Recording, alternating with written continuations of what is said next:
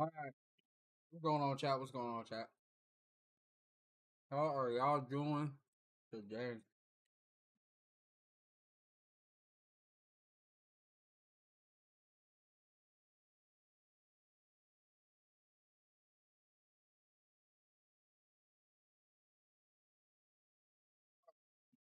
All right, y'all. So, it's been a minute, couple days I haven't been on, but hey, man, we about to do some reaction videos. We're gonna do a little bit different, some chatting, some reactions for the stream. So, something new, something different, man. I wanna put some new stuff out there for y'all, man, and get some more stuff out there on the channel for everybody. So, yeah, y'all can rock it with me. We're gonna chat it up, and we're gonna watch some vids. All right, man. Let's start it off. Kai Cenat's fake side just got exposed, so we're gonna be reacting to this. Cenat only donated $150 to the Mr. Beast water charity. People are also calling out for not even finishing those buildings or schools or whatever in Africa he plans on doing. So, Kai Cenat is under fire again, and honestly, it's getting harder to keep track of the L's, whether it was what he did to Jinxie, skipping out on Mr. Beast's clean water initiative, or the fact that those Nigerian schools he promised somehow never appeared. Kai's stacking controversies like they're part of the content plan, and this isn't just people reaching. The internet's got receipts, timelines, and way too many questions he's not answering. So The thing with the water thing, because I'm a part of it too. I got told that yeah, I could help get people to raise donations and stuff for it. You're supposed to add it to your channel. I had a bit that was in the middle of my video. I think I posted Wednesday over here on the main channel on YouTube, which is crazy, bro. To be the biggest Twitch streamer, and to not want to donate to that, it's a little wild to me. And yeah, man. I don't know how to feel about that. Wait, well, to not claim that American black people are not cultured, and then to go out and not donate to poor and impoverished African countries is a little bit hypocritical. Not gonna lie. Not gonna lie. Not gonna lie. Hey, what's good, R Rizzler? R Rizzler. I said that wrong as hell the first time. But yeah, to claim that black Americans don't have culture, and then to go out and not donate to African impoverished countries to get citizens years of free clean water is crazy to me. But hey, man, we all gonna do what we gonna do, bro. So the whole thing started with what was supposed to be a hyped Clash Royale tournament. Jinxie pitched it as a collab with AMP, something big, something fun. But the moment he got in the room with AMP to talk it out, man got treated like background noise. Fully ignored, like watching an NPC try to start a quest while the main characters walk past them. It's low-key painful. Y'all wanna do a tournament? Cause I think that'll be fire, bro. Like if y'all play each other. Echo? Who's echoing? Kai, fix your shit, it might bro. be me. Wait, is it better now? So go to your account, go to social, and then go to invite friend. That's a yellow button. Click that, and then you copy. Hey, anybody in the chat want him? About your account. Anybody? Oh, choose a player name. He's single. That's crazy, bro. I had a big bro, man. I had a big bro. Hey, appreciate you for the follow. I had a big bro, bro. I'd have been like, hey, yo, bro, I'm gonna need y'all to shut the. Hey, y'all gonna let me speak, bro? I thought we supposed to be doing a collab, like. You ignoring me for it, bro? No, I ain't about to get egoed by a whole bunch of people, bro. You gotta stand up for yourself at some point, man. But yeah, I've heard about this. This situation was crazy, bro. It was really crazy. Anybody in the chat want him? So Anybody single in the chat? chat. I don't even know if this is gonna happen. Bro. I don't even know if a single word I've said. Yeah, spam one about your smash. Can you guys hear me? I ain't gonna he tough. I ain't gonna he faked up that. I ain't gonna he Kai is doing an IRL? What the f is this? But it's All right, chat. I'm gonna go to the gym, bro. I don't. Diabolical, I don't even know bro. what's going on. All right, I'm gonna see y'all boys, bro. I tried to set up a tourney. I don't know. And the wild part, that wasn't even the worst of it. Moments after straight up ignoring Jinxie, Kai gets up mid-call and dips to go do an IRL stream like nothing happened. Just leaves. No heads up, no courtesy, nothing. Even his own chat started spamming L's, calling him out for the way he handled it. And Hey, man. You hate to say it, but like sometimes it just feels like, man, maybe the money be getting to some people's heads, bro. Like common decency and respect for other people. Not even just your fellow creators as well is like show some love, like you to ignore, bro, and then I think they went on to do a whole Clash Royale stream with just all AMP members after this. It's kind of crazy to me, like for you to go and do that after you ignored the dude that put you onto the game. To go and take the idea and do it by yourselves is crazy to me. I'm not even gonna lie, that's a little crazy to me. Jinxie, man, just sat there, took the hint, and quietly said he's heading to the gym. And honestly, who can blame him? Bro got done dirty on his own idea in front of thousands and dipped before it got worse. And after all that, naturally the backlash rolled in. People weren't just mad about how he treated Jinxie, they were calling Kai out for what it really was, only caring once the criticism started stacking and his viewership looked like it might take a hit. At that point, you gotta stand on business, bro. At that point, you gotta stand on business. If you gonna ignore, bro, you have to stand on business, and you just gotta keep pushing with I would have went with the IRL stream and just like ignored that anybody even said anything, because at that point, like, it's known that you don't care, so gotta continue not caring. What am I doing? Why does it Al Kai? No, tell Jinxie. Matter of fact, no. Okay, yeah. I'm going to Jinxie, bro. Tell Jinxie has something playing IRL, but I'm about to do a one-on-one. Tell Jinxie I'll do the one-on-one with him. I'm not doing it. I didn't want to do the IRL. I ain't gonna lie. Nah, I told him not to do IRL. Right. Tell Jinxie I didn't want to do it. I'm not doing the IRL. I'm not. No. I don't have to chat. Listen, lad. No. Tell him come back. He got on for real. Jinxie ended for real. Oh God. Bro. Y'all did him dirty, bro. Laggy sound. Spam 2 if it's good.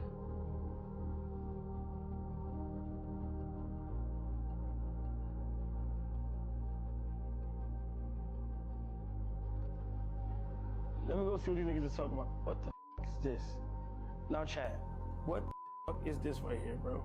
It's a static. What the is this? But it's good. All right, chat. I'm gonna go to the gym, bro. I don't even know what's going on. All right, I'm gonna see y'all boys, bro. I tried to set up a tourney. I don't know. I'm gonna see y'all boys tomorrow. All right, bro. Peace out. Have a good night. Love y'all. And as things started getting a little too real, with hate pouring in from every platform, Kai finally did what every creator does when the heat gets turned up. He hit damage control mode, popped up on stream, trying to clear the air, talking about how he felt bad, and how Jinxie ended better the than a stream lawn out of nowhere. chair. Even acted surprised like, wait, we were supposed to play? Like, bro, you literally ignored him in real time. A+ for the obliviousness, Kai, but F- for the act. Nobody's buying that performance. I feel bad now because it's like, the nigga literally was waiting all day and posted a flyer and all types of shit. You saying who give a f, bro? It's not about who gives a f. It's about like the nigga time. It's a nigga stream. You feel me? I don't know. I'm still gonna do it. I'm not gonna lie. I'm doing it. It might not be on my stream, but I'm doing it. I'm still doing it. So, to dedicate a day to now thinking. Bro, y'all just messed up with Jinxie, gang. You said what? I just messed up Jinxie. How? Because he was ready for us. I didn't want to do the IRL shit, but he just ended. Like, we were supposed to play with him. I ain't lie. Who said that? Like, I don't know how we supposed to know that because we were supposed to do this game. Bro, we had to communicate with him, bro. He literally was ready. Now, let's be real for a second. Nobody should be shocked that Kai ended up apologizing, but it wasn't some deep moment of self-reflection or genuine accountability. It was survival instinct. His chat was spamming L's non-stop. His name was getting cooked across every platform, and the pressure finally forced him to say something. This wasn't remorse, it was PR. A quick pivot to stop the bleeding, because if the backlash never hit, let's be honest, that apology never would have happened. Now, moving on to the other controversy Kai's caught up in, and this one's got nothing to do with games or stream beef. It's about Mr. Beast's Team Water charity. If you're not familiar, it's a massive global initiative aimed at providing clean water to communities that desperately need it. Huge respect to Mr. Beast for even pulling something like this together. It's not just a good cause, it's a rare moment where the internet actually comes together for something meaningful. Oh, yeah, actually, let me tag that in the stream. Because I'm actually...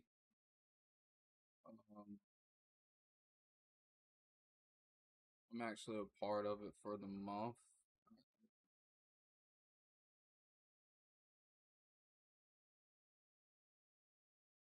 I've been tagging in all my videos for the month.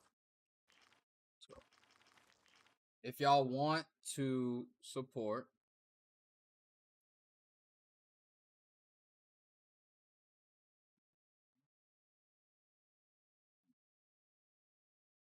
all right, let's get back to the video.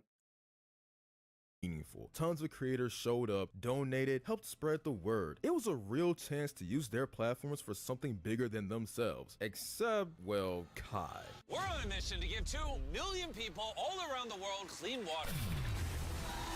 This village in Malawi now has clean water, impacting over 1,000 people. More on Kai in just a second, but for context, Mr. Beast has already raised over 8 million years worth of 11 clean million water something for now, people as y'all in just need. saw. Let that sink in. That's not just a flex, that's history. Literal lives changed, communities transformed, and it's all happening through a YouTube-led initiative. It's insane. Every in dollar the best is a way year possible. free So when full creators water step up, it for matters. one And when person they don't, in well, impoverished people countries.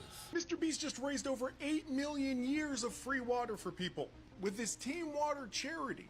On a mission to give 2 million. That creator doesn't know what the hell they're talking about. That creator is a little slow. So for context, every dollar is a year free of water for one person in an impoverished country. So that means $11 million raised is 11 million people that are able to drink a year's worth of water that is clean and like it's free for them. So yeah. People all around the world clean water. And there's a lot of new people on the leaderboard, including Logan Paul, who had one of the most dominant performances at SummerSlam this weekend, if not the most dominant performance of all of WWE, and Queso, both of which dropped $100,000 to charity, to the Team Water charity. Trainwrecks, FaZe Banks, Logan Paul, and a couple of other people from the Aiden Ross livestream that promised to donate $2.3 million worth actually did. So those $2.3 million are almost there. Now, here's the part that's genuinely baffling. Dozens of creators, big and small, have donated to Team Water, some tossing in 1,000, others dropping literal millions. And yet, Kai Cenat's name? Nowhere to be found. Not a dime, not a shout out, not a mention. Meanwhile, Aiden Ross and his community have already put up over $500,000 and even publicly called Kai out to step up. And that's where it gets messy, because this is the same Kai who never misses a chance to flex how much he makes per stream. The sub counts, the brand deals, the gifted donos, it's all public. So when a cause this important comes around and he suddenly turns quiet, yeah, that's not just disappointing, it's revealing. If you're really pulling in thousands every stream and still act this stingy, maybe it's time to reevaluate what all that success is really for. The craziest twist in all this, Aiden Ross straight up came out and said if Kai donates $400,000, he'll match it with another $400K of his own. And look, Aiden's far from perfect. Nobody's out here calling him a role model. He's had more than his fair share of wild moments, but this, you've got to respect it. No hesitation, no drama, just I'll do it too if you step up. For all the chaos he brings, when it comes to something that actually helps people, bro didn't flinch. Meanwhile, Kai still goes in the donation list. X does 400K, Train does 400K, Beast does 400K, Ado does 400K. We need 5. If Kai Cenat does 400K, oh God, I'll do 400K. Locked. Oh, Okay, but lot. only What in is that? China. That's 2 mil. That's 2 mil. That's beautiful. Kai Cenat gotta go 400. I'm in. On God.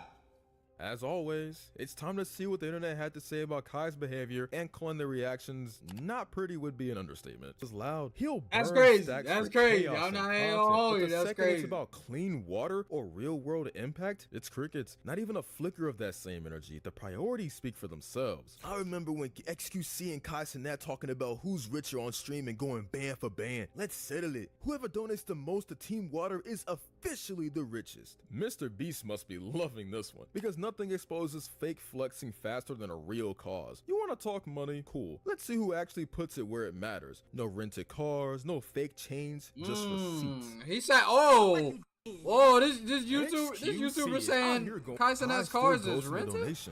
X this 400K. That's crazy. XQC is out here going full-on detective mode and calling out Kai Cenat's boys, Reggie and Rakai, for some seriously sus view numbers. And like, bruh, it's honestly hard to ignore the major red flag that went up. You know how it goes. These streamers go from rocking a comfy 1,000 viewers to suddenly pulling in 60,000. 30% validated viewer? I mean, you have to be kidding me, right? I'm not saying they're cheating. Okay, fine. Maybe I am, but like, how does someone go from 1K to 60K?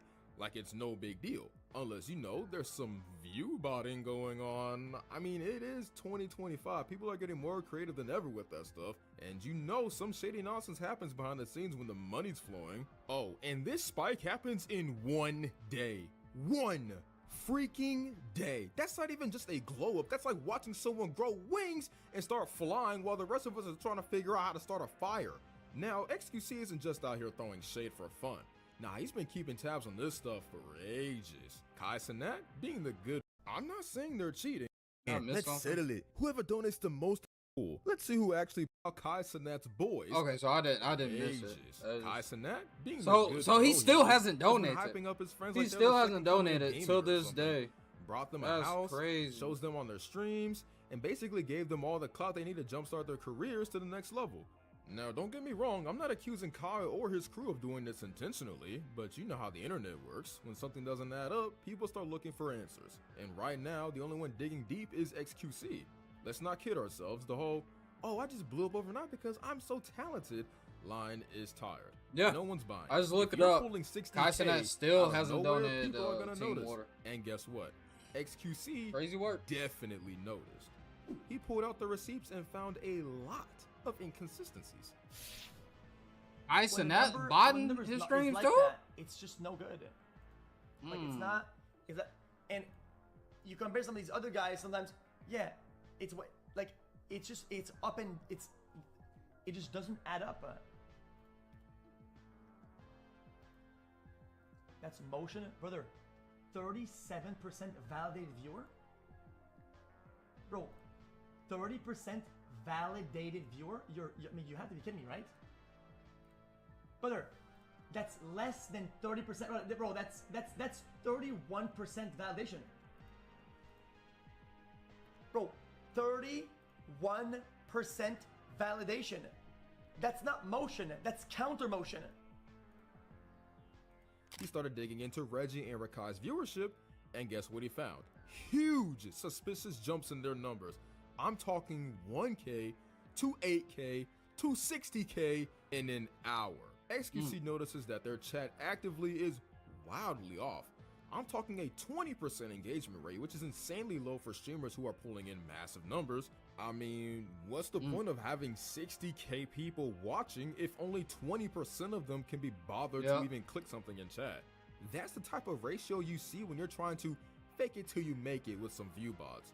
If you're not familiar with the term, it's basically when people use bots to inflate their viewer count and trick everyone to thinking they're a big deal. If you weren't convinced already, let me hit you with the math that makes no sense at all. Rakai's sitting there with 100 live viewers. That's crazy numbers, right? But then when I know, that's 4,000. Wow. 4,000. Not gonna lie, that's wild.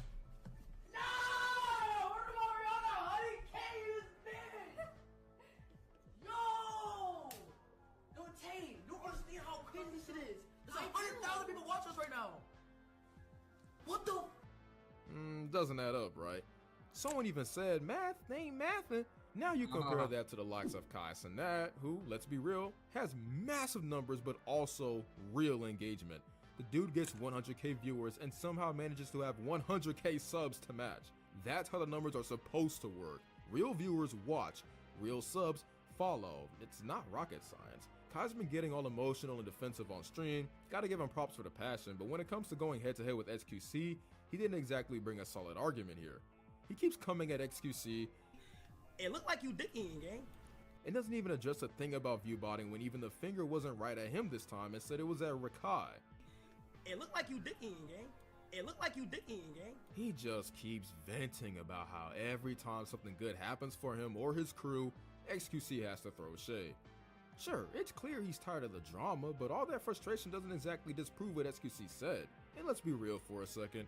If you were sitting on the throne of 100k viewers and your friends were getting crazy exposure, wouldn't you want to shut down any accusations too? I get it, but you can't just wave your hands and dismiss the numbers XQC laid out. Those numbers don't lie. You gotta have something more than feelings. Yeah, man. To go along with that, people that are viewbotting's gonna become an issue sooner or later, like a lot sooner than the way they're cracking down on the internet and everything and how things are looking. Viewbotting's gonna become an issue because a lot of these companies are gonna figure out the engagement that they're paying for is not real engagement. It's a ton of bots. So then that's going to affect brand deals. That's going to affect a lot of these live streaming platforms. You know, YouTube and everything will be fine, but a lot of these platforms like Twitch especially is going to be affected eventually, sooner or later. Once they find out a lot of these creators are just view botting their way to the top. That's why Twitch is cracking down on the botting and everything. They said they're cracking down on it. They said they're implementing new features. They said they are able to see who's actually botted and who's actually has real engagement. But that's to be seen. But let's get back to it. To explain why your chat's 20% engaged when you've got 60,000 eyeballs on you. Kai's over here playing defense, but he's failing big time. It looked like you dicking, gang. Whenever his friends, Reggie and Rakai, get a little success, XQC is right there, throwing shade.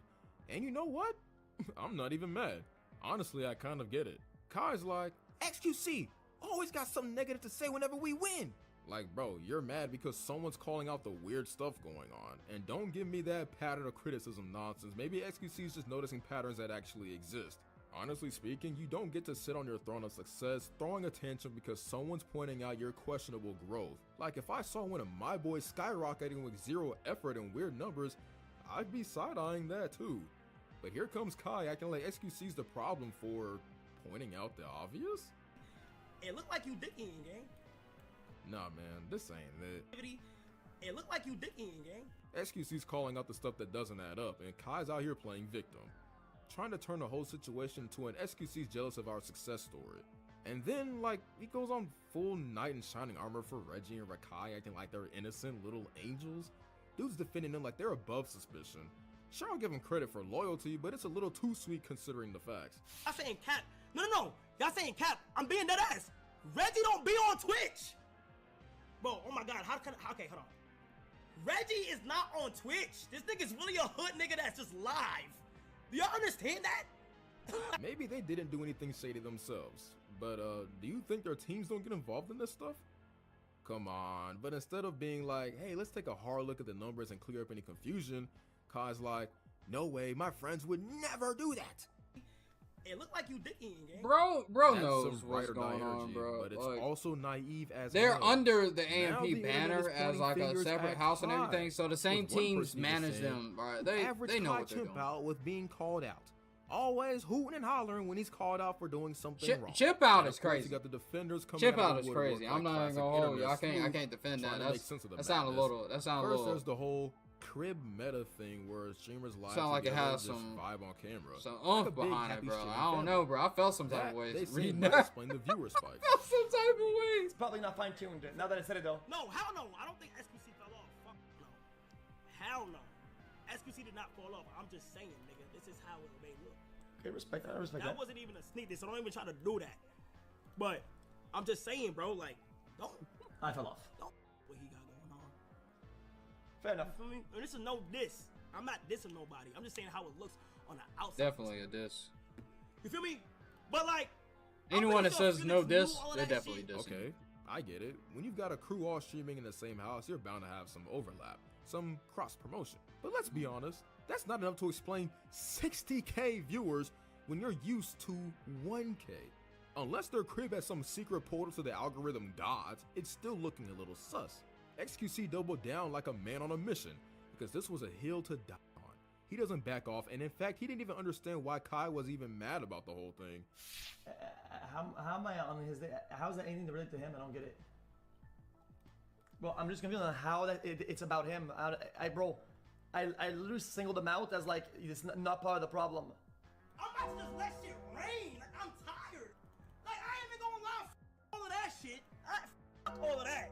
Be honest. This is no bias. This is no letting off aggression. Bro, I'm so confused. Now he swore by his analysis and knowledge he truly believed someone was messing with the viewership numbers. Whether it was the streamers themselves, their viewers, or someone on their team, XQC was convinced something shady was going on. Somebody's doing something that's tampering. It doesn't matter. I'm not even saying who's doing it. I don't care. Somebody's doing something, and it's skewing and tampering it. That's it. Nothing else. There's nothing about it. It's usually the people that make the loudest amount of noise and they say the loudest amount of things when you accuse them of something that are actually guilty or something, bro. Like there's proof to there's proof in the pudding, bro. Like if you're having that big of a kind of a crash out over someone saying that one of the streamers under your company banner is like might be botting and their views look a little off and stuff, then it's probably some truth to that. When he says that, oh, I know he doesn't believe that. No, I absolutely believe that with my everything that with anything I stand for, I do believe that. But that doesn't belittle them. It doesn't make them lesser.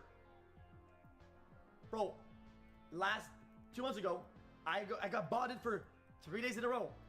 Am I evil ever? When I say, yo, I was even saying, it's like, yeah, I got botted today. I don't give a. The 3 days of botting don't make me feel any lesser about my career. And if somebody said it, yo, dude, XQC is.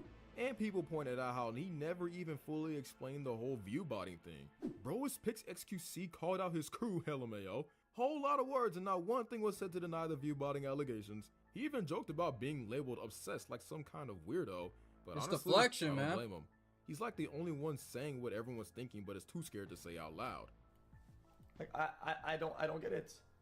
Well, I'm not obsessed. I've always been obsessed. Kai Cenat's been hit with 2 major L's back to back. First, he completely goes to Jinxie's tournament, ignored him on stream, and only showed remorse once his chat started spamming L's. Then came the Team Water controversy, where creators donated massive amounts, including Aiden Ross offering to match a $400,000 donation while Kai remained silent, despite constantly flexing how much he makes. At this point, it's not just bad optics, it's a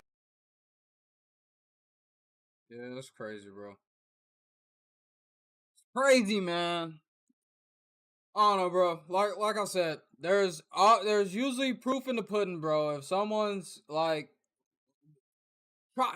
screaming and waving and trying to deflect from the actual conversation at hand, then it means that they know they have some guilty part in something, and they're trying to keep you not focused on that and focused on this. So like. It's usually use some proof in the pudding, bro. But let's get to the next video. Lobberies and Gentlegrams. In today's episode of Lobbery and Drake's Gentleland, Iceman the album Marilyn will Monroe make managed or to break morph him. into Morgan Wallen's Man of Ice when the nice Mike Alright, bro. I watch this channel's content all the time. Shout out to Rapaholics. Yeah, we're gonna do this one. Drake's Iceman album will make or break him.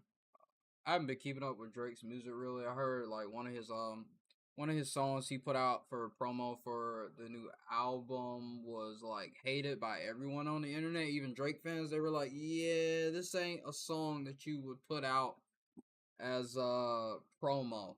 And I'm not even gonna lie, most of Drake's songs he puts out for promo for his albums are fire. So to hear people like say that he put out a song for promo to push the album was mid is that's not that already wasn't looking good. Slicer diced and spiked the soprano spoofing Toronto tough talking phony Montana manufactured mob boss, and the pissy petty prom queen petition Padre proceeded to plummet after projects like her loss. It was now his loss. Kendrick told him to get lost and left the soft mob boss pissed off with a chip on his shoulder. Everybody's getting older, and the age-old question is, did Kendrick close the Canadian clown's career like a folder? Is it over, or is a comeback in the works? Or will we simply see the suing sad boy singing on stage with Sexy Red as she twerks? And that's why this Drake album, Iceman, is the most important one of his entire career. So let's dissect why, but first drop a like and subscribe since you're already here. Now, Lobbies and Gentlegrams, if you've been keeping up with the page, then you know that we've been trying to diversify the content and the artists that we discuss here a little bit. And I think I've come up with some of the best videos I've ever put out. I'm gonna leave a link to them in the description, some documentaries on the clips. We're unpacking the long-standing mystery of, is Doechii really an industry plant? Like all the OV hoes have been saying. I did some content on Tyler the Creator and DJ Khaled as well. I'm gonna leave it all in the description, so if you love me, make sure to check it out. And I appreciate you all so much. But in my hiatus of talking about all the spiraling Sexy Red stunt double shenanigans, Drake has been busy to say the least. He's been on a tour overseas, canceling dates, getting toilet paper thrown at him. He did 3 days at Wireless Festival. He did 2 live streams where he premiered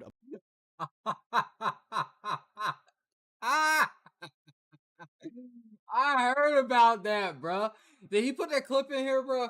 I haven't seen it, bro, but I heard about it, bro. I heard like he was on stage and he had like a meltdown and they threw toilet paper at him, bro. Like, yo, what? a bunch of new music for his new Iceman album, and the world is wondering, with it approaching almost 2 years since the last Drake solo project, and over 1 year since he suffered the worst loss in rap battle history, can Drake make a comeback with Iceman like nothing has ever happened? Well, let's just put it like this. He's making it very hard for his fans to forget what happened in the summer of 2024. If you haven't realized yet throughout Drake's career, I call him the petty petition prom queen Padre for a reason. He holds a grudge. We've seen this with every beef and every relationship he's been a part of. He was dissing Serena Williams years after dating her when she was already married. Same thing with Rihanna. She has 2 kids with A$AP Rocky, and now you want to start dissing? People want to rip on Kendrick for continuously performing Not Like Us on his setlist for the GNX tour, but let's not forget, it took Drake a year and a half to retire back-to-back from his setlist on tour after the success of that song. Meek Mill and Nicki Minaj had a show in Toronto. Drake made sure to rent out the hotel room right above them and blast back-to-back all night long to emphasize to them, even behind the scenes, that he had taken that W. Yo, that's diabolical, bro. That's diabolical. And then fast forward, bro. How karma comes to get you, bro. Fast forward. Now we have all the bots, all the Drake sexuals are out here talking about, oh, it's been a year. We're tired of hearing Not Like Us. We're tired of hearing this. But bro was renting out hotel rooms in the hotels. He was stalking them, renting out hotel rooms to make sure that they heard the song and make sure they knew that he won the beef between him and Meek Mill. It's crazy. Crazy how the world turns. But what about when he had taken the L to Pusha T? That was in 2018. He backed out of that rap battle, telling LeBron James that he studies rap battles for a living, and Pusha T took it too far, talking about 40s disease. Like I said, that was 2018. He didn't stop dissing Kanye West and Pusha T on records till 2023 when he got a new target on his back with Kendrick Lamar. But in the meantime and between time, he was very busy at the label making sure that anytime Pusha T sent a subliminal in one of his verses, those songs were nixed and blackballed from ever releasing. Doesn't necessarily seem fair, right? You could do all the sneak dissing you want, but when someone wants to return the shots, you run to your rich baby daddy over at UMG, Lucian Grange, to help block Pusha T from fighting back. Drake, his entire career, has been concerned with revenge and with optics. And I do have to say, after his beef with Pusha T, he did a great job at doing damage control and creating the optic that he was unscathed and bigger than ever. How did he do that? Well, amidst a slew of hits, he pushed his Scorpion album that year so hard on Spotify that songs from the project ended up... Oh, Scorpion album came out right after the Pusha T beef? I didn't really mess with Scorpion like that, bro. I don't even know if I've even listened to it a couple of times. Now that I really think about it, like I haven't really delved too much into it to think about it. Yeah, I went on Spotify, so they couldn't really spam it to me. Up getting featured on Spotify playlists like Fresh Gospel, Ambient Chill, Best of British Music. I mean, I know Drake does a fake London accent these days, but does Kiki Do You Love Me have anything to do with London music? This led Spotify users to actually demand refunds from Spotify because they were paying for a platform that wasn't going to shove ads and unwanted music down their throats. They were trying to listen to ambient or gospel music and they were getting Drake songs. Well, the strategy worked because them shoving that album on every single playlist ended up helping Scorpion break Spotify's one-day streaming record with 132.45 million streams in just a single day. I say all this to say, in 2025, 7 years later, after his beef with Kendrick Lamar, Drake is now suing UMG over the very same practices he was once using. I sound like a broken record. We've spoken about this a million times, I know. But it's important when we want to sit back and dissect what is Drake's ultimate motive with the lawsuit, with all of his petty actions post-battle, and is he really setting himself up for Iceman, his next upcoming album, the first one in 2 years, the first solo album since his Kendrick Lamar beef, to bring him back to the top of the industry? Or is he trying to flip off the entire industry, go independent, and completely revolutionize music as we know it? Will that plan work? Well, let's unpack it. Now, a lot of you guys, especially the OV hoes, will be saying, are you dumb, rapaholics? Of course, Drake is going to come back bigger than ever. He's going to put out hit after hit. Nothing will change. My response would not only be that the charts now say otherwise, with his latest song with Central C debuting only at 23 on the charts, which for Drake, this is the lowest debut he's had in 8. Y'all let me know. Was that Central C song good? I haven't listened to it, bro. I didn't check it out. I don't even know, bro. I'm a big UK rap fan, but like I ain't even not gonna lie, I ain't checked it out, bro. I ain't listened to no music in the past couple days.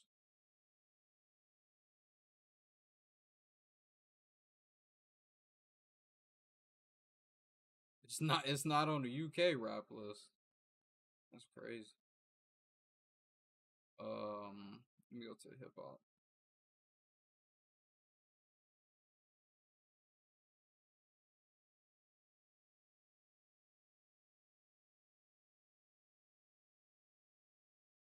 Some music I gotta check out, bro. That's some actual heat out here on the streets, bro. Some heat.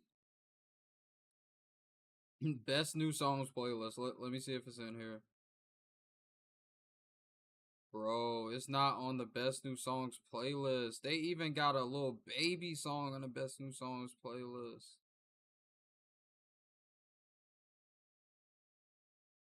That's terrible, bro.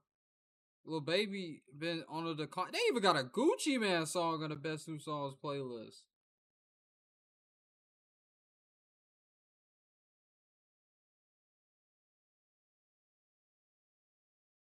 I don't see Drake anywhere on this playlist. They got a Jim Jones song? No Drake, but Jim Jones even made the playlist? Oh, that's tragic. Oh, that ain't good. That ain't good at all. That ain't good at all. But beyond that, a lot of you guys fail to recognize the fact that this was by far the biggest hip-hop beef, most publicized hip-hop beef of all time. Regardless of whether or not Drake's music will still resonate with pop fans is not necessarily the question, but can he still win back a lot of the fans that he lost along the way since that beef ended? I think an interesting contrast is to look at what ensued after the second largest hip-hop beef of all time, Jay-Z and Nas. This was back when there was no time clock for rap disses. It took Nas months after Jay-Z dropped Takeover to finally drop Ether, and after that he officially commenced his victory lap. He was supposed to perform at Hot 97's Summer Jam Festival in 2002, and he planned to have a Jay-Z doll hanging on the stage with a rope tied around him, insinuating that he was unalived, gone. Because of that, Nas ended up getting pulled from the performance, and the beef didn't end there. Along with a slew of other actual full-fledged diss tracks and subliminals between Nas and Jay-Z over years to come, Nas was on a tear, dissing a bunch of rappers from Cameron to Jay-Z's Rockefeller artist Beanie Siegel to Nori, Nelly, and more. It's kind of funny because in the Kendrick-Drake beef, it almost seems like the tables have turned. Nas, being on the winning end of that beef, ended up going on his victory lap, dissing a bunch of other rappers. Meanwhile, Drake on the losing end of his is doing the same, and Kendrick is staying dead silent. Well, aside from performing Not Like Us and Euphoria everywhere he goes, including the Super Bowl stage. Yeah, we're not gonna forget that. I may sound like a broken record 6 months later, but we should never forget how he performed not one, but 2 diss songs on stage at the Super Bowl in front of almost 150 million viewers. And they were Meanwhile, bangers, Jay-Z bro. premieres Euphoria his was second like diss a song, piece of Super Ugly, art. where he reveals that he was having an alleged 3-year-long affair with Nas's girlfriend, Carmen Bryant. People thought this is where Jay-Z took things too far, with his own mother actually calling into Hot 97 radio, saying that Jay should apologize to Nas and his family, and Jay-Z eventually did. Hot 97 even put up a poll live on air, playing Ether and Super Ugly back to back, and letting the listeners vote on who they think won.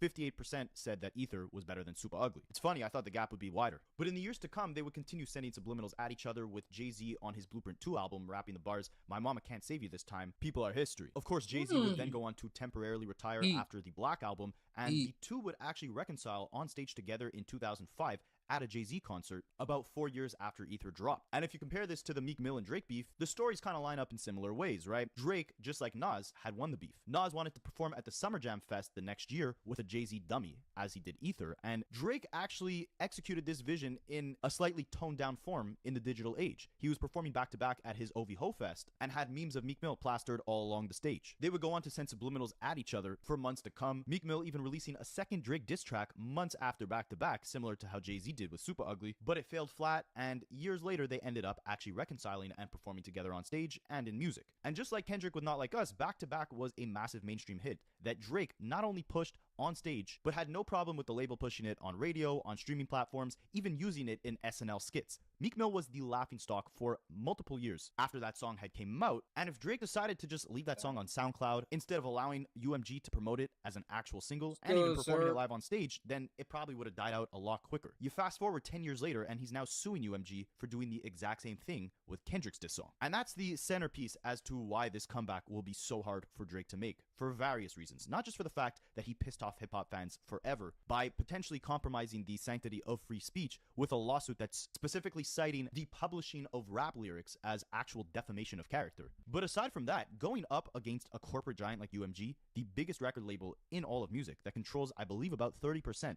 of all mainstream artists. Yeah, I'm chilling, man. I'm chilling, bro. I've been alright. How you been, man? That you see on the charts today. What did OV Ho Mall say? Iceman better have a bomb on it if Drake wants to be able to have any mainstream commercial relevance after picking a legal fight like this. He's not just pissing off hip-hop fans, he's pissing off the corporate giants. And it's kind of like trying to play a sport with one leg, right? Anything Drake releases today under UMG, because yes, he is still signed to UMG as he's suing them, UMG knows that, hey, number one, Drake is trying to expose the marketing practices we use behind promoting songs after they release. Of course, we're not going to be using those promotional tactics on Drake's music while he's suing us. But number two, Drake is likely executing on this lawsuit to actually get out of his contract with UMG. I've done a bunch of deep dives on this, but what you need to know is that in around 2021, they signed an alleged $400 million deal, and they were up for renegotiations this year in 2025. UMG knew that in 2024, and that's why Drake is alleging that they pushed Not Like Us so hard so that it would destroy Drake's reputation and that he'd be caught between a rock and a hard place, if that's the right expression. That just sounds very dirty to me, a rock and a hard place. But what I mean by that is Drake is saying, hey, UMG, you knew that we would be renegotiating. You knew that if you destroyed my reputation by making Not Like Us the biggest hit ever on the Super Bowl stage, the Grammys, etc., my reputation would be ruined, and if we tried to make a new contract happen, I wouldn't be able to ask for as much money as I did last time because I don't have as many fans. People view me as a clown. They view me like they did Meek Mill 10 years ago. So then you guys can offer me less money, sign me for a cheaper price, and just profit off my entire back catalog, all my new music, and I get screwed out of this deal all because I let King Kung Fu Kenny clobber my reputation. Why this is a problem now is not just because Drake is going to war against the biggest record label in music, it's because he's still signed to that label and has to release this project with them. They know that he's probably using this lawsuit as a way out of his deal with them, to not have to re-sign. But if they're the ones promoting and releasing this project, of course they're going to barely put any effort into making it a success. They have no incentive to make it a success. Think about it. If Iceman is a massive album with tons of hits, yes, UMG will eat off the profits of Iceman because they do have him signed as an artist for this project. But if it generates tons of hits, tons of sales, then he's back in the good graces of the public and he has tons of leverage to do whatever he wants for the rest of his career. Think about after the Pusha T beef with Scorpion, right? Scorpion was a huge album, possibly Drake's biggest. Even though he lost the beef, he won the corporate war because he had so many successful record-breaking numbers under his belt that he was able to do whatever he wanted after that project. If Iceman goes on to do those type of numbers, it'll be the same situation. Drake can leave UMG, go to whatever record label, they'll pay him an insane amount because his reputation will be back to where it was at the height of his career. But on the flip side, if UMG barely does anything to promote this project, if they kind of just let Drake toss out these random loose songs, none of them sticking properly, them not putting the real push behind sending it to radio aggressively, getting it on all these streaming playlists, getting all these hits to #1 on the charts, because of course that's a record label's job. Yeah, we're gonna wrap that one up there. I'm not gonna watch through that whole thing, but yeah, he's right. Drake's Iceman album will be a make it or break it for him. It's probably gonna define where the trajectory of his career will go. Will he stay at the top, or will he slowly decline and go off into the sunset as a sore loser and not of the culture? But it's to be seen, it's to be known. I don't know, man. I don't have no feelings about it. I just enjoy good music both ways. I listen to both artists. I listen to all three of the big three, and I listen to anything that's good of any different genre. But I know Drake's been on his I know Drake's been on his thing where he's trying to like transition out of hip hop like most artists that are not of the culture. So I don't know, man. He's been hanging out with Morgan Wallen, a known Rossist. So I don't know, man. Don't know how to feel about it. Don't know. Y'all let me know what y'all think of the comments though. Now, when it comes to Drake, well, if you are ready to see how with yet another show on the Kendrick Lamar turned me into a Karen. Alright.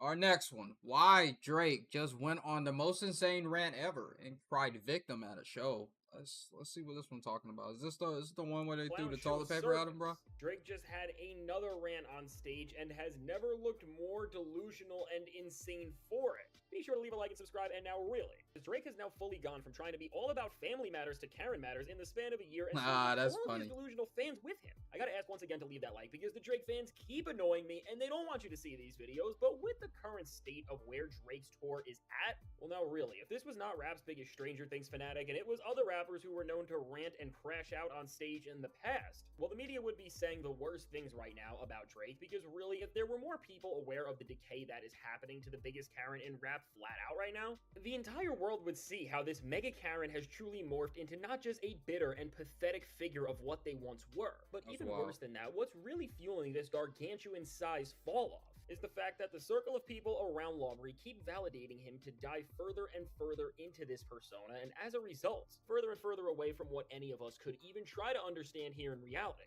And specifically what I am talking about is coming after a tour and set of shows where already every humiliating thing has pretty much happened to Drake, and within this, we already saw that whole weird tangent where he said that he was not a snake, only to find out right after that he has never been a bigger one. And then, of course, every other bad thing has happened, from having to cancel shows for strange reasons, to people throwing toilet paper at you, people trying to recycle right next to you on stage with water bottles, and with forgetting your lyrics. But now, all of this is coming together to have another mega Karen moment. As really, with the latest moment from Drake, what we have seen is almost worse, and it's definitely more baffling in terms of what we are hearing Drake say this time, because just in terms of somebody trying to be a master manipulator, well, when we look at the first rant he made about snakes, that one kind of made sense from the perspective of trying to peddle lies onto your fans more and more to get them to support you no matter what. The rant that we hear here feels like a disjointed script that was thrown out at the Stranger Things audition room that Drake was hanging around for way too long, because seriously, the thoughts that Drake is trying to push to create this further and further persona of a victim here is genuinely PDM jokes, bro. Let's just get into the latest lose it moment from Lamo Laubrey, which says, and y'all got to stop, bro. Y'all gotta stop with these PDM jokes, bro. I can't take it, bro.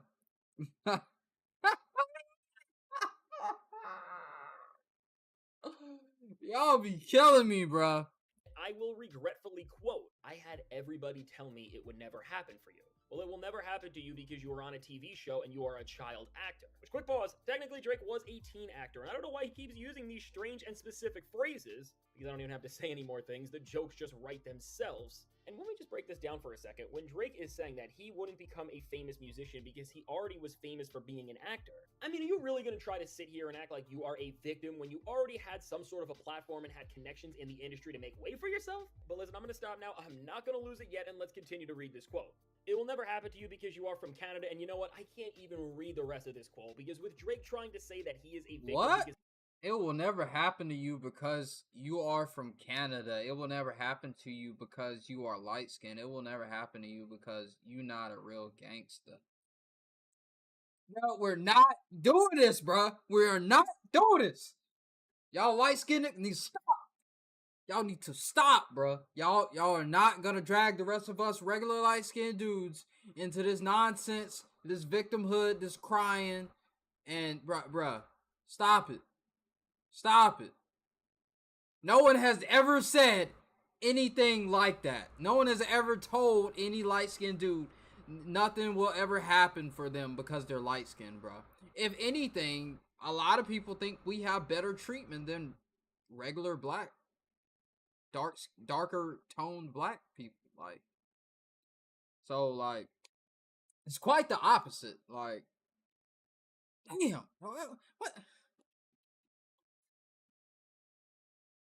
Because of how he looks and because he's not a real gangsta. Listen, I have seen it all. I don't even know what to say. And now, fortunately for Drake, the rest of this rant and for however long it went, it seemingly did get cut off because one of the Drake fans who ended up putting this thing out and did him the disservice of doing that, I guess did not want to post this entire thing because however it ended may have been even worse than what we are already hearing. And really with this is an entire new low that when we break down, I don't even know how to make sense of, because what we are seeing, first off, is Drake not just rewrite history and try to act like he had some of the worst odds to ever break into the rap game or break into the music industry, because that's just not the case. But within this, what we are also seeing with him doing another one of these insane monologues is more of what was supposed to be a concert where people would go to hear music into these vent sessions where he is just showing how immature and embarrassing he really is. Because for anyone to be seeking validation in this sad of a way, well listen, while somebody like Kendrick Lamar and Tyler the Creator thanked their fans and performed their greatest songs, and they did all of the searching they needed to on their own albums like Mr. Morale or Chromacopia, well listen, while Drake was sitting here making fun of them, he is showing that he needed to do that himself because he has some serious issues that he really needs to work through. Because ultimately, to just see an artist start to yell at their fans and ask them to validate his delusion while making them perform his songs for him all at the same time, well again, this looks like something now that the guy who made Graduation once did, and when he did it, everybody went crazy. And what we are seeing here, I think, is not too far from that, just in terms of how we are seeing these people crash out on stage in front of us. And so really when we put this into perspective, we are not just seeing a tour where there is a nightly meltdown and crash out, and that's just becoming a regular thing that you can count on to see just as much as you see Drake doing the lamest karaoke possible. But really, when you look into this quote, what you see is that Drake is just saying literally anything and hoping that it makes some sort of sense. And the worst part about all of this is that now, while if Drake was just spiraling and people were laughing, well then this wouldn't be as much of a problem and it would just be a man doing some strange things, I guess. Well again, what's the difference between Drake and the guy who made Graduation and his rants is that this is not the case. As somehow what Drake is doing is kind of working on a group of people, as with there being this entire effort to still rewrite the beef and convince us that everything was a setup and then all the drama with the Not Like Us suit is real, and that this outcome is ultimately gonna flip when the Iceman reveals what's truly going on. Well ultimately, with the delusion that is being fed to all of these people who support a 40-year-old man Stranger Things superfan, and with acts like we are seeing Drake do right here, he is really making these problems worse and worse, and he's making people somehow support him more and more, which again just shows how you can just do anything and people will follow you at this point. I don't know what else to say. Because really now, while all of us can see through the lies and laugh at the fact that a 40-year-old man who has been in the industry for years and years is acting like he just made it out and he has some crazy underdog story that never really was, again, for the fans who love Drake, also love anything but hip-hop and its culture, love being annoying, and also Stranger Things, they are believing this, and as a result, the OVO echo chamber is getting louder and louder to the point where even with all the great hip-hop music and moments that are coming out, nothing can be enjoyed without getting yelled at by the people who support lame old Lawbury or people from OVO directly, who just keep trying to take apart everything that's even the slight. Facts. That Clips album was so good, bruh. But then, like, then you got people out here talking about the new Metro album is trash. I haven't listened to it, but I heard a couple of snippets. I've heard some across TikTok and stuff, and I know who was on that album. We've had a certain demographic of people talking about that album is not good. That album is like, they never heard of any of these artists, and since they are the I'm not gonna get into that too much, but yeah, it's a certain demographic of people that think that they know everything about hip hop and they know everything about the culture, and they don't know anything about the culture. They prove it by saying that they never heard of any of these classic Southern artists or classic hip hop artists, and proving that they're not here for actual hip hop. They don't care about actual hip hop. They don't care about the state of hip hop. They only care about benefiting off of it, looking cool. They don't actually know anything about the culture. greatest amount of fun that we have. And this is important to understand because when you see the speeches and the meltdowns that just keep going down on this tour, what Drake is doing is just fully immersing himself into this persona of just lies and chaos and manipulation. Like it's the Green Goblin mask on him at this point, and he is going to follow this thing until he retires from music and just being the most annoying celebrity you possibly can. And again, if you don't believe what I'm saying here, we are really headed to a man, that was and that is already funny. clear. Because if we look at what Drake is doing with the rest of the OVO brand simultaneously, that William these Dafoe rants, well, it's face, showing bro. that the entire culture of this group is just surrounded and shrouded in hating Kendrick Lamar and thinking that everything was stolen from Drake and there's this huge conspiracy. Because, and this is real, if we look at now how OVO released a collection of shirts that are really directly playing more into this idea that they have this big secret and that they were the victims to Kendrick Lamar and that he was this puppet or whatever they're trying to say, I don't even know anymore how to make sense of it. Well, really, when you see that the 40-year-olds who call themselves the Iceman and who are obsessed with Pinocchio believe that Drake still has not pressed this red button and this has all been this elaborate play, and now as a result they're believing these victim stories and they're getting uniforms for it now? What happened to the game I love? But seriously, these victim speeches are actually working on them, and with this, we are just so past rapping and being the slightest bit in reality. Because again, with people defending Drake's lies and meltdowns and now giving him more support by wearing these anti-Kendrick Lamar uniforms? I mean, this is some of the most ridiculous stuff I've ever seen, and when you root so much of your beliefs and your fan base now in things that are not real and there is no proof of, well, I don't know, Lawbree's living in Narnia or some sort of fantasy world where there are some strange things going on. Speaking of strange things, while Lawbree is going to continue to make these weird speeches, put out these weird shirts, I'm sure, and do whatever he can to try and look like the biggest loser there has ever been, all to try and gain more sympathy from these people who actually believe in him. Well, listen, we are at a point where Drake is getting the branding ready and the ideology right there to assemble the biggest group of Yeah, we're gonna cut that there. Yeah, man. I don't know, man. Drake is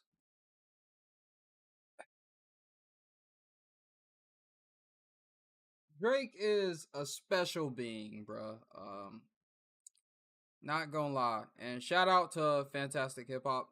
Y'all go check out his content and everything. Reacted to, but yeah, man. These Drake fans and Drake are a special breed, bro. The trying to fabricate a story, trying to turn the story into something that it's not, trying to come up with all this false narrative and trying to change history and everything. Like we all weren't there, like we all didn't see how things went down over the years, see how things went down during the beef, see how like he kind of told him not to go there and he went there and then like he got eviscerated. It's crazy work. But hey, man, y'all love who y'all love and y'all fanboy out for who y'all fanboy out. I'm just enjoying the music. If Drake puts out good music, I'm gonna listen to it. If Kendrick puts out good music, I'm gonna listen to it. If another artist puts out good music, I'm gonna listen to it. It's no hate or anything. I'm for the culture. If this betters the culture, if we start getting good music, if we start getting good songs and like hip hop gets in a better state and we get back to lyricism and actual good storytelling, and let's get an album like Good Kid, Mad City again, bro. Like, yeah, we get back to good storytelling and stuff, man. I'm all for it. All right. Massive day for the unemployed. Peter Bot, a Fortnite player with over $900,000 in earnings. All right. I saw this on X. I keep saying Twitter like every now and then, but yeah, I saw this on Twitter. But this is the next one. Peterbot just entered his career. So pretty much, if y'all hadn't heard about it, I guess like some clips came up from like back when he was younger, a couple years ago. Like he was spamming the N word. So yeah, man. Crazy Has word. been caught saying some funny words. On that cake? I'm good, thank you, bro. Bro, stop being gay, bro. Oh, he said, oh, it wasn't just the N word. It was like, oh, he went full in, bruh. Oh, delete it. What? What? Wait, what are you saying? What was that? Bro, stop being gay, bro. Oh, he called him the F words. Oh, too. Oh, delete it. Oh, whoa. Why you gotta put those two together? What Why we gotta use both of those words together? Jeez. Delete it. Delete it. Whoa, 5 times? Like, what's that, 4 or 5 times? Jeez. What was that? What? We're gonna say it 4 or 5 times? Just gonna spam it like, bro, what? Yeah.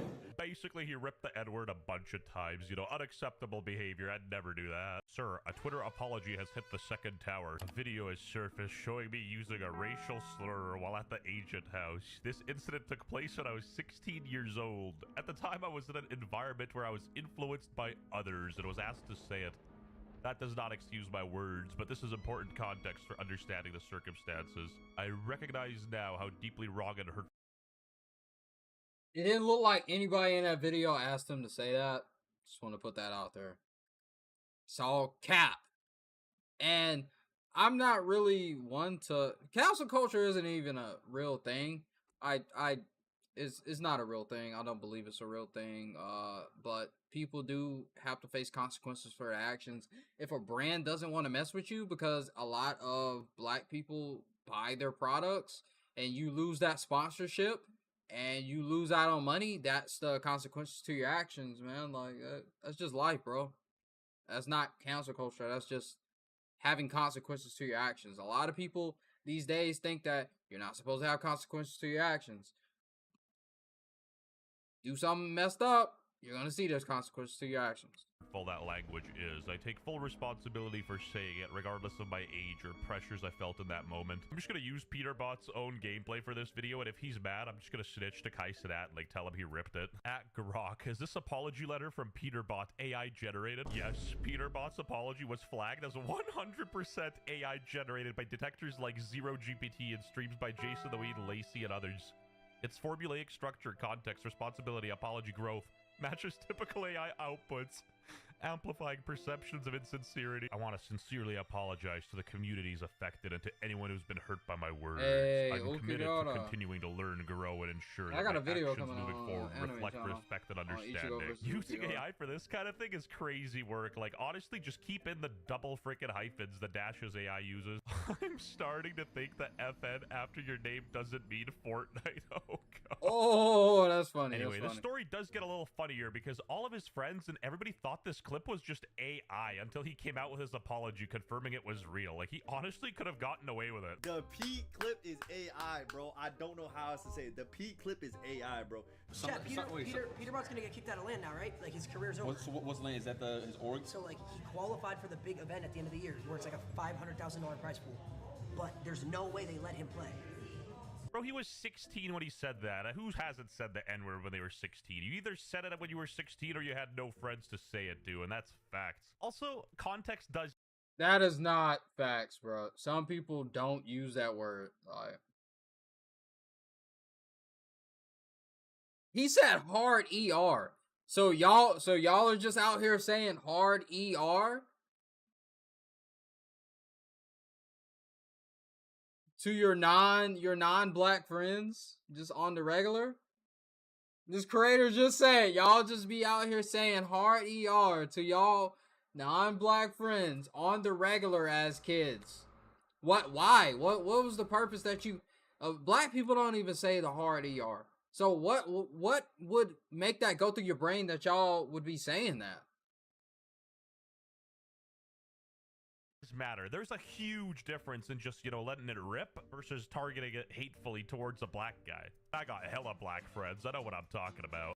Rizan, in my I swear it's gotta be AI. On everything. A. B. If it's real... Oh, that gotta be AI. I can't tell between AI or not, I'm not gonna lie, but... Either he's fully oblivious or he's like Peterbot's best friend, because by golly, we need a friend like that. While we're on the topic of AI, it was actually on Jason the Ween's stream where they decided to run the apology through AI and found out it was generated. Oh my God, Peterbot just did a apology Twitter thread. No way. AI check the apology. No. Do it. You're actually kidding. AI plagiarism checker.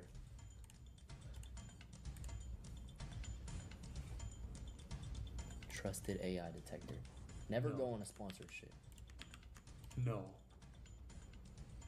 No. 100% is crazy. 100% is wild, bro.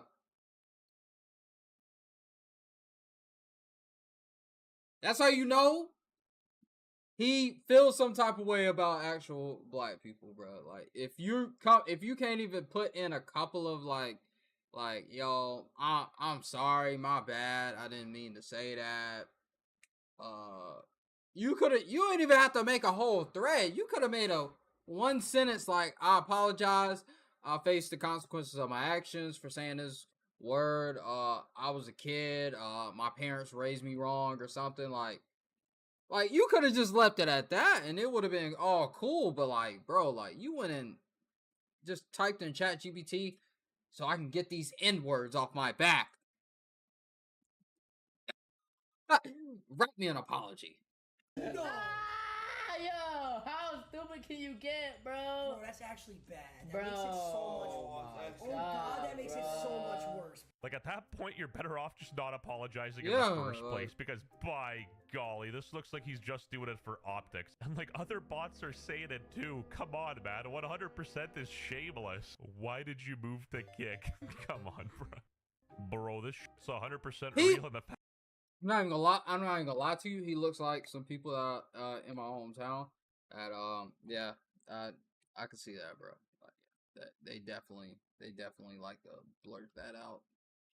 They think it's AI is stupid. I don't think that house is a good influence. Nah, and definitely he was not. also so young. These are young kids, bro. Influence, bro. He moved out of his parents' house at a young ass age.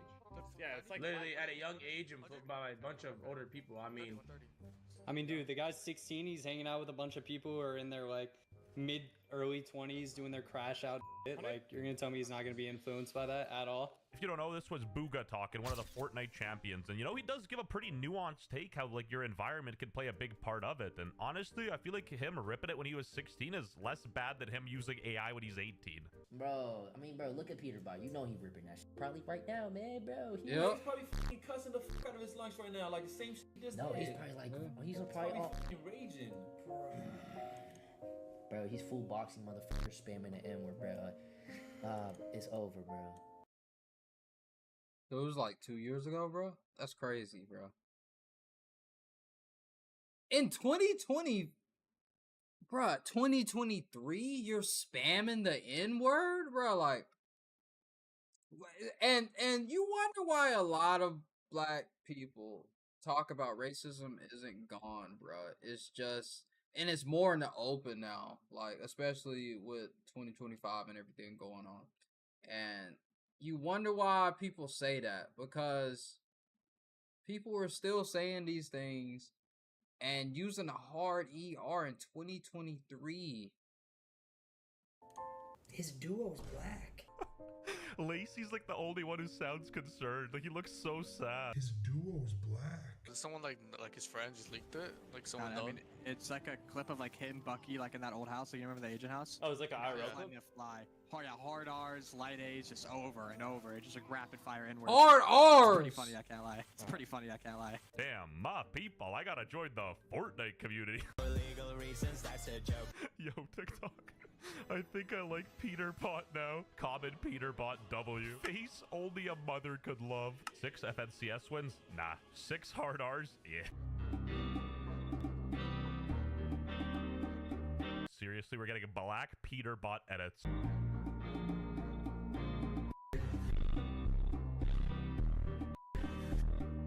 Jokes aside, that edit tough. The goat says whatever he wants. I'd like to take this chance to apologize to absolutely nobody. The double champ does what the he wants.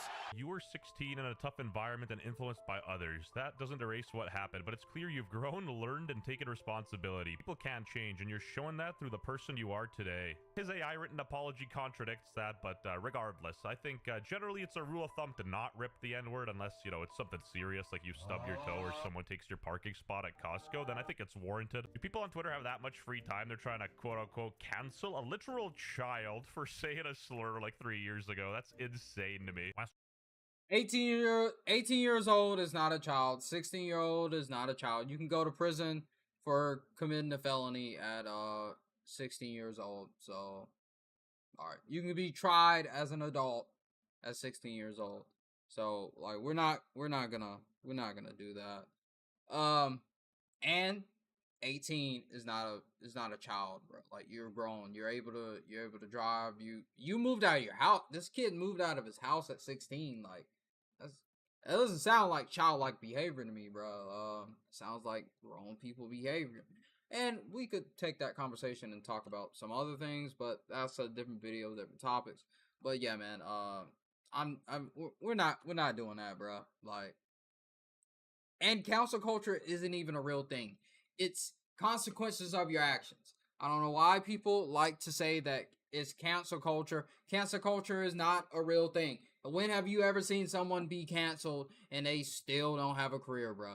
Half of the racists out here are making more money after they came out after saying racist things about black people. And they raised $500,000 for one person, a couple $100,000 for another person, bro. Like, y'all are paying people's livelihoods up for years after they say racist things. So, like, I don't want to hear that someone's been canceled. Like, it's not a real thing. But if a company doesn't want to work with you because half of the audience that plays that game is black people, because then they can't push products to black people, because black people are half of the people that actually buy and spend money. Like, half of the money that's circulating is spent by poor, impoverished people, and majority is spent by black people. Rich folk don't really spend their money like that. So if these companies don't want to work with you after a video clip of that surface through you saying that, then that's consequences of your actions. We didn't go out here and we didn't even ask for this clip. This clip just came out of nowhere. Don't try to put that on us and saying that we're canceling you. Like, it's just consequences of your actions, bro. Like, don't say stuff like that. Don't be. Then he said another slur on top of that. Like, earlier in the video, like, it seems like that's just his personality. That's who he is. Like, slurs are harmful. You should get some empathy, you loser. It's racist to black people. If your bot genuinely said something racist, I'd be right there with my black homies, supporting at the back of the bus, going right to the Dodge dealership to, riot. But at the end of the day, it's not that deep. And this is a suburban Slavic kid speaking, so listen and learn. Yes. Brad. Here, brother. I got some bananas for you. Look at this too. Dude, AI has gone too far. Like, this has to be AI generated, right? Like, also, he has a history of this, bro. This has been him for a long time. It's just like the clip just finally surfaced of him actually saying the word. He's wearing the same shirt as earlier. This can't be real. Cheeser. He didn't mean it. Brother. Typical whites. Anyway, Peter bought in the GOAT debate. Globals, 2024 winner. 50 kills in globals. 6 FNCS wins. 6 hard Rs. Okay, I troll a lot, but genuine question to my black viewers. Do you guys care if somebody like this says the N-word when it's not, targeted towards a black person? I feel like if someone targets that towards a black person, like, I'm on your side. Also, ironically, it's kind of hard to be black online, because I feel like if you start any sentence with "as a black person," everyone just assumes you're like a white racist. Ain't no way any of us believe that shit, right? Like, come on, bro. Peter clip? I don't even know what y'all are talking about. Oh, Peter, but, bro. Okay. Does anyone think that shit's real? Do you think in our household we would support the shit like that going on? 1000% yes. Yes, you look like that type. And yes, what was the purpose of y'all wanting to say it, bro? It's like with that clip I seen of the dude saying that the Metro Boomin album is like a culmination of where hip hop is at this point, and it was this white kid with blonde hair, curly blonde hair, and he was talking about hip hop has been trashed this entire year. But he doesn't know who Young Dro is. He doesn't know who Travis Porter is. He doesn't know who any of the classic artists are in hip hop, but thinks that they have the right to claim that the culture is trash, that hip hop is dead. Like, Like, who are y'all, bro? Like, can we just have something to ourselves? I think that's been the issue as always. Like, we can't have anything. We can't have anything. And it's not to say like, but like, yo, what's the purpose? Like, why do y'all want to say it? Like, I'm honestly curious. Do y'all want to say it? Like, I don't even say it like that, right? What? It does it just burn y'all up inside that like there's some words that just like some people don't want you to say, like, and that just makes y'all want to say it anymore, or is it just racism? Like, that's obviously AI, bro. Especially, here's the thing. Here's what I hate about the whole situation. Is if that was real, that means that was filmed in our household. Yeah, it was. Like, if it happened in a different house, I understand, believable. Our house? Come on, man. Naive, delusional, sure, but he does seem like a good friend, I guess. LMAO, Bucky lying his ass off. Another crazy thing is that one of his friends actually had to have leaked them. The video came from my house, so one of his homies turned on him, and, you know, that's tough for him, I guess. Oh, delete it. Delete it. Subscribe or else he'll rip it again.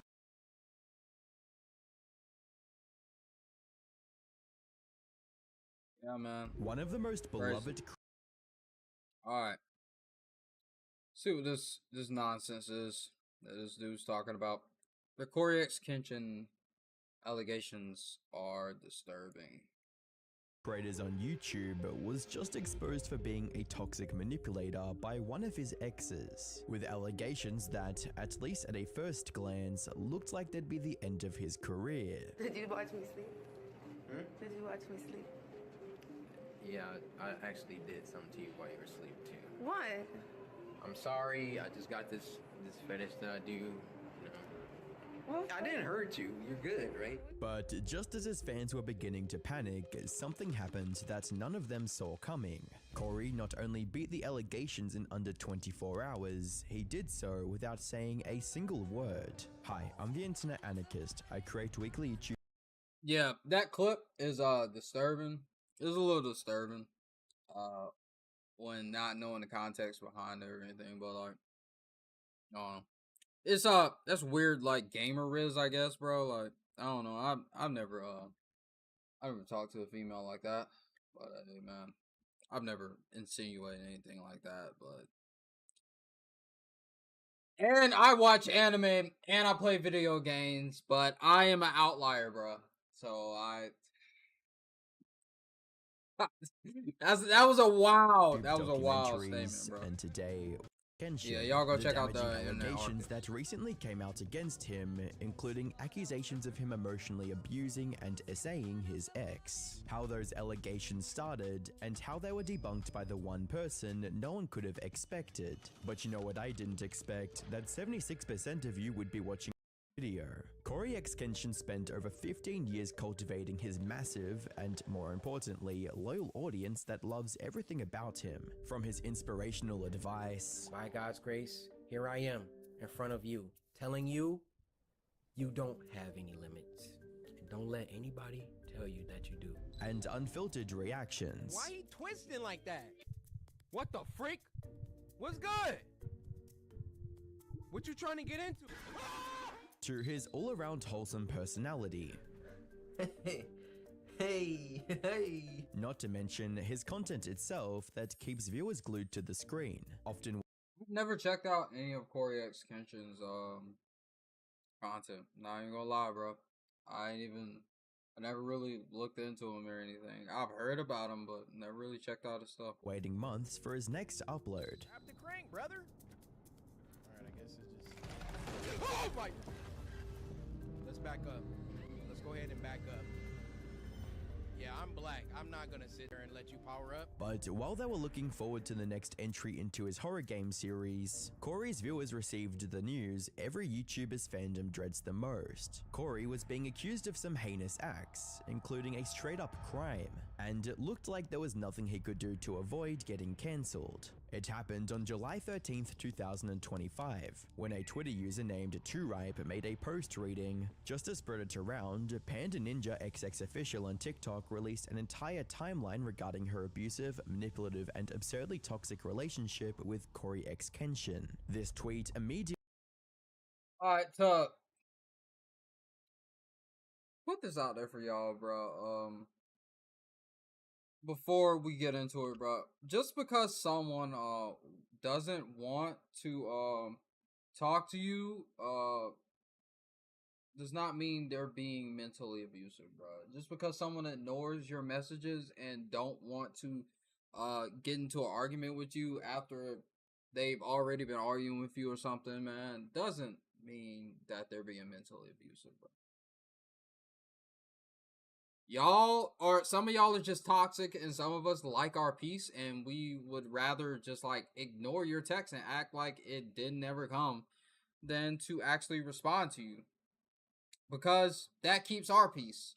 But it's fine when y'all can disrupt peaceful people's peace, but when we want to keep our peace, it is not fine. went viral, gathering over 5.5 million views in just 2 hours. And she's a to clout say chaser. things looked bad for Corey would be an understatement. Under this tweet were links to the 3-part TikTok expose series uploaded by Panda Ninja XX Official, one of his ex-girlfriends. Each part was a slideshow of text, essentially explaining how heartbroken Panda was at Corey ghosting her after their brief relationship, and how he tried to get back into her life years after breaking her heart. She began by accusing Corey of being manipulative because of how easily he ghosted her, stating, "You ghosted me not because you were confused, but to teach me a lesson. You made me..." That's inferring something out of your own mind. That's not what actually happened. That's someone jumping to conclusions and making their own justification and their own lie or fantasy in their head out of the situation than actually what happened. A lot of people do this. It is called delusion. Me feel like I had to shrink to earn a reply. Every move was calculated, even if I couldn't see it back then. Bruh, dude doesn't even post consistently on YouTube. You think that he is planning out when he doesn't even plan out his, like, when he comes back to YouTube. You think he's planning out when he manipulating you, wanting to talk to you? Like, bro, like, some of y'all think the world revolves around y'all. It does not. I want to let you guys know, the world does not revolve around some of you women. And anytime I tried to speak up, you twisted it into something wrong with me. And while I sat alone, replaying every word, breaking myself apart just trying to make sense of it, they were out here calling you a positive role model. She then... Oh, goodness, bro. It's clearly something wrong with you, because he didn't respond back to you. And he ghosted you because he saw that it was a pattern that he needed to get out of, and it was someone he needed to get away from before you caused potential harm to his career, which is better than a lot of dudes actually do, because a lot of dudes don't even notice the pattern. They don't notice it, and then it costs them their careers. It cost them a lot in their lives, and because they didn't get out early enough. And hey, it's a good thing he got out when he did, because what if something actually would have happened? What if, like, she would have called the cops on her? Then she would have had actual ammunition that she could have ran through with this, and maybe she would have actually got him canceled or, like, ruined his career. And targeted his reputation as a positive role model by declaring Corey a hypocrite for betraying himself as a man of faith. Reading, "You talk about devotion, but act like hurting people in private doesn't count. That's not devotion, that's hypocrisy. You fooled a lot of people, but not me." Ignoring someone is not hurting them in private, bruh. Ghosting someone is not hurting them in private. And there's two sides to all stories. I'm pretty sure she she's deleted half of the text that she ever spoke to him, and I'm pretty sure that she won't show us any of the texts that were previously in the conversation or anything to show why she got ghosted. What did she say to get ghosted? You don't just get ghosted. So you have to say something. You got to be giving off some red flag that's just like, maybe I should step away from this person because they will get me into trouble. She even went on to accuse Corey of treating her like a toy for his own amusement, and coming back to her every time he was bored, reading, "You treated my body, crazy. my heart, my time like there were things that you could shelve and retrieve whenever it suited you, like I only existed when you needed to feel wanted." Part 2 was released the same day, featuring pretty much the same complaints of emotional abuse and overall toxic behavior. However, this time, she decided to share screenshots of her chat with Corey on Xbox Messages of all places. According to her, this conversation took place 1 year after they had broken up and featured some shocking messages from Corey, including him asking if Panda was still seeing someone, and when she asked why he's interested, his reply was downright disturbing. "Why do you ask?" "Because I'm trying to F up your life some more," with him backpedaling, claiming it to be nothing more than a joke almost immediately, reading, "That was a joke, geez lol, I was just asking." Another set of messages also alluded to him trying to get back with her just for after heartlessly ghosting her before, reading, "I wanted you. Wanted me how? Like I've had you. Like in a relationship type." For context, we don't even know if that's his actual account. We don't even know if that's not fabricated text or anything. Anybody can go and create an account. Someone can go and create an account under my YouTube name and just add a 2 to it, bro. I just want to put that out there.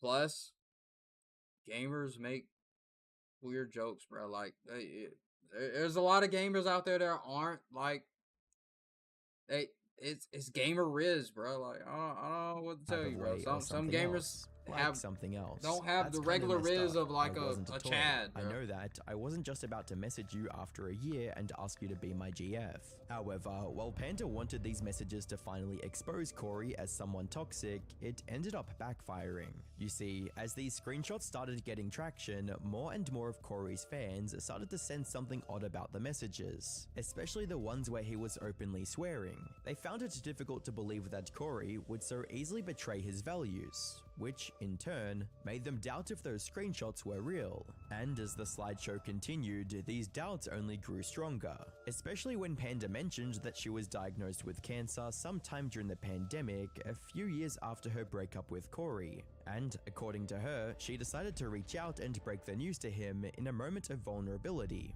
only for him to respond with, "That was the most passive-aggressive cancer reveal, lol." This screenshot immediately made people even more skeptical, because unlike the other images, this one didn't even show the sender's name, so there was no way to confirm if this was even Corey or not. However, before the internet could judge her as just another bitter ex trying to defame her famous ex-boyfriend for revenge, Panda followed up her 3-part, which included a video that flipped the entire situation. Did you watch me sleep? Did you watch me sleep? Yeah, I actually did something to you while you were asleep too. What? I'm sorry. I just got this fetish that I do. You know. What? I didn't hurt you. You're good, right? What'd you do, Corey? Don't worry about it. Corey? Good. Corey, what did you do? You do nothing. Look, this came right in my face. I didn't do anything. The caption on this video read, "POV, you didn't know this was one of the videos you'd look back on and realize he never cared. He just wanted to see how long you'd let him hurt you." This, combined with what Corey said in the video about doing something to her in her sleep, created a massive uproar on Twitter, with Corey getting accused of SA. Naturally, Corey's fanbase had an incredibly mixed reaction to these allegations. Some people openly accepted them, with tweets like, "Y'all, I'm actually grieving the Corey X Kenshin situation. What do you mean? The dude I grew up watching has SA allegations with videotaped proof." And Corey X Kenshin. That's not videotape proof, bro. I like.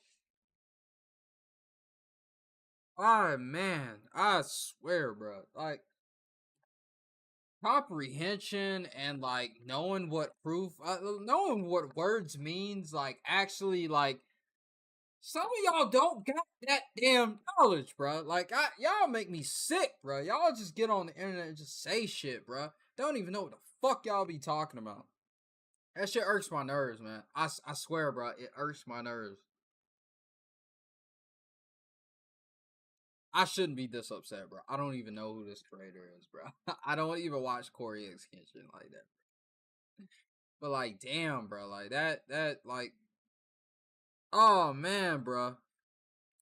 Fucking giving smartphones to everyone in the world, it was some of the worst shit that ever fucking happened to civilization. I swear. Is another reminder to quit being parasocial with these celebrities because you don't know them, while others continued defending him until he came out with his own side of the story. The people defending Corey were also quick to point out that there's no direct mention of Corey essaying her in any of her TikTok slideshows or the videos she posted, and that it's possible that people just misinterpreted something that was meant as a joke that might have been in poor taste, but shouldn't automatically get him cancelled. It was clearly Thankfully, an inside these joke. allegations didn't even last a full 24 hours before being debunked by the last person anyone expected, Panda herself. Soon after the tweet went viral, she posted another TikTok clearing up the allegations herself, by firstly dispelling any essay rumors. This was literally not intended to attack or have attacks towards Corey. So please stop the essay allegations towards him. That is not true. It was the crazy part. She knew what she was doing when she put that specific video of them together out. She knew it was going to get misinterpreted in the wrong way, and she wanted to hurt his image. And then when it didn't go the way she thought it did, she didn't get a reaction out of him, she backtracked.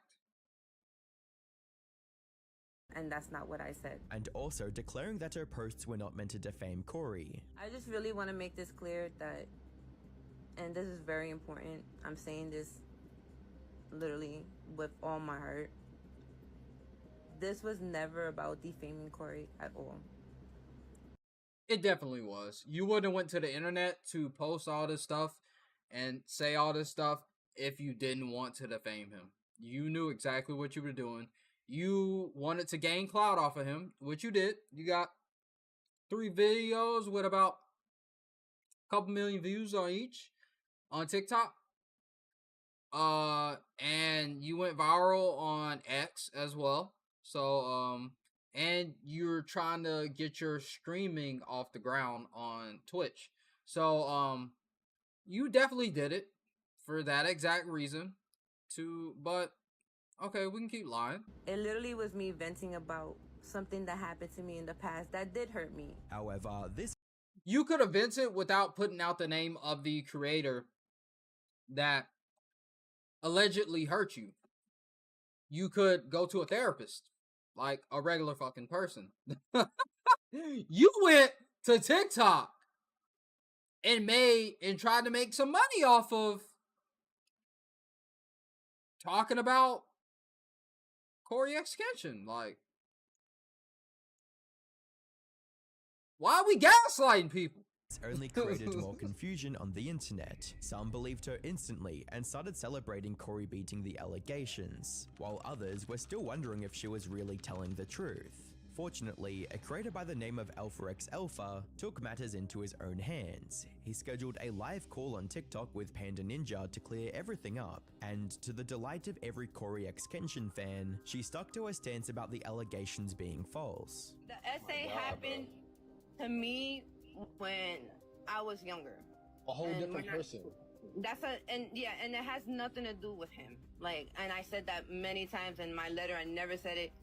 You guys kind of assume because of his wording in the video. However, while the allegations themselves were thankfully disproven pretty quickly, this entire event highlighted a major problem with the internet's landscape today. And that's how quickly a piece of misinformation can spread anywhere. Even though Panda never directly stated that Corey essayed her, thousands assumed that was the case and began attacking Corey. But that wasn't even the worst part of it, because within hours of these allegations coming out, several other posts started popping up on Twitter, flinging dirt at everyone involved, like some people claiming that Panda was actually cheating on Corey and that's why he left her. Of course, part of the blame also has to go to the Twitter user who started the drama in the first place, Too Ripe, as the language they used, specifically words like manipulative and abusive, made the situation seem more serious than it was. And while they have deleted the original post since it was debunked, the damage is already done. There will now always be a subset of people who only saw the original allegations and would always assume Corey to be a horrible person in the future. But the person most responsible for spreading these allegations is still Panda Ninja herself, who claimed that she wasn't sharing her story to gain clout, but to vent her frustrations about how Corey hurt her. But no one's buying that excuse, with comments like, "This is so annoying, why would she vent this online? TikTok isn't your friend. Vent to Corey about how he made you feel or talk to a therapist." She literally couldn't be doing anything. Hey, W Seemly. As I said, W Seemly. Go to a therapist like regular people, or talk to that man like a regular person. You don't have to put everything online. The internet is not your friend. You going online and crying and venting online will never be a good thing. That goes for people that want to get at people that want to be like open and honest with their audiences and stuff. Don't do it, bro. Don't do it. Anything but clout chasing. And nope, I do not care. Venting is not what she did. It was a bitter ex mentality. You do not vent your feelings out on TikTok. TikTok is not your friend. She did it to absolutely damage Corey's reputation. She should have sorted things out with Corey, sought therapy for past traumas, and vented about it to friends and family. Even if we assume she was telling the truth, her posting the screenshots and video on the internet just to vent was plain irresponsible, since this could have easily spiraled into something big enough to jeopardize his career. Take Slazzo as an example. He was accused of being a rapist by his ex-girlfriend, resulting in the entire internet turning against him. And while he was able to definitively prove these allegations false, the mental toll of this whole experience forced him to retire from YouTube altogether. Fortunately, Corey's incredibly loyal fanbase rallied to his side immediately, stopping the allegations from taking hold until he had a chance to reply, which in turn pressured Panda into debunking the allegations herself. At the time of writing, Corey still hasn't even acknowledged the allegations, let alone responded to them. Though, considering how his fans have already cleared his name, it's unlikely that he ever will. He's in Paris currently, taking another one of his long breaks from YouTube. As for Panda Ninja, she has privated all of her TikToks, most likely because of the hate she was receiving. Hey, that's a classic example of when you go looking for clout, you can also get the wrong clout. Things can bite you in the ass, man. Like, but hey, man, it is what it is, bro. Like, I never checked out Corey Kitchen content. I might check it out. I might check him out and stuff. I've never watched any of his stuff. I did hear about this when it went down and everything, but like, it's crazy, bro. Like, people don't expect that. It go back to the start of the stream. Like, people don't expect that there's consequences to your actions. When you come out and you say things online about people and it's not true, there's a lot of people out here that don't like, y'all don't realize that like the average reading level is 5th grade reading level for people that watch content online. You're saying things and you're inferring things. You know exactly what you're doing. You're trying to manipulate people, and that can actually, like, people can infer things that aren't on that level of thinking and then run with it. Same with the person that actually posted a tweet over on X and then deleted it after all the drama and everything. They didn't want any backlash to them. But like, yeah, like you say these things and then you expect there's no consequences to your actions when you're found out to be lying or you're found out to be a bad person. Like, there's definitely consequences to your actions. Like, I don't know who told y'all that, like, you're not gonna have to face any repercussions to bad things that you do in your life. Like, just try to be a better person. You don't have to be perfect, but try to be a better person.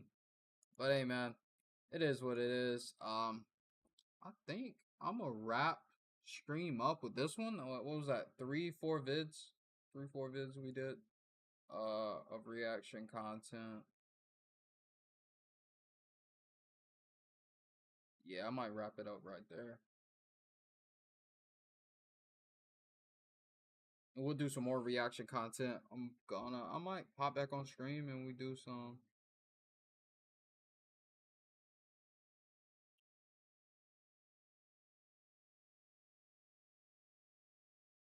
And I might do some game stuff, but I appreciate